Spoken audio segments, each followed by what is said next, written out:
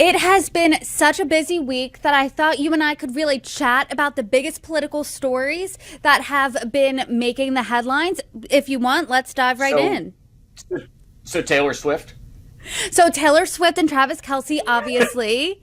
So, as much as I do want to talk about that, and as much as I actually made another video about that earlier this week, something that may be more exciting, maybe not, who knows, depends on who you ask. A bipartisan group of senators have been working on a border security deal. President Biden said point blank he would sign it if Congress passed it, but prominent Republicans like former President Donald Trump, as well as House Speaker Mike Johnson, signaled that they aren't on board with it. What do you make of this mess right now?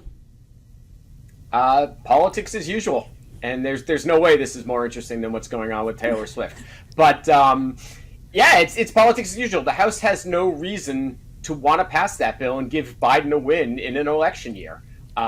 It's not going to help them in their primaries. It's not going to help them in their general election. You know, we're so gerrymandered that most of these Congress people are running in safe districts. So there's really no reason for them to agree to it, unless they would, you know, maybe if Biden gives them, I can't even imagine what, but something ridiculous. Yeah. Okay. Maybe if Biden offered that he would resign, then maybe they'd accept it. But you know, that's not happening. And short of that, I don't see a deal happening on this anytime soon.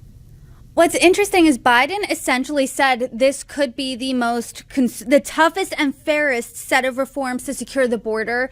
I talked to two members of Congress, one Republican and one Democrat, on the same exact day on Wednesday, and both of them accused the other side of playing political football with this issue.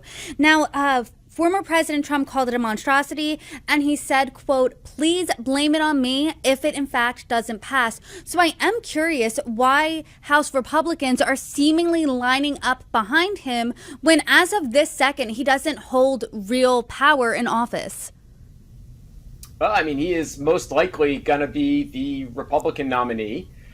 He rode immigration to getting elected the first time. It seems to be one of their best issues right now in the way it's polling and what people think about Biden's performance in that area. So why wouldn't they? You know, they line up behind Trump in just about anything else. So this one, where it even makes conventional political sense, it's not that surprising that they're not going to agree to anything here.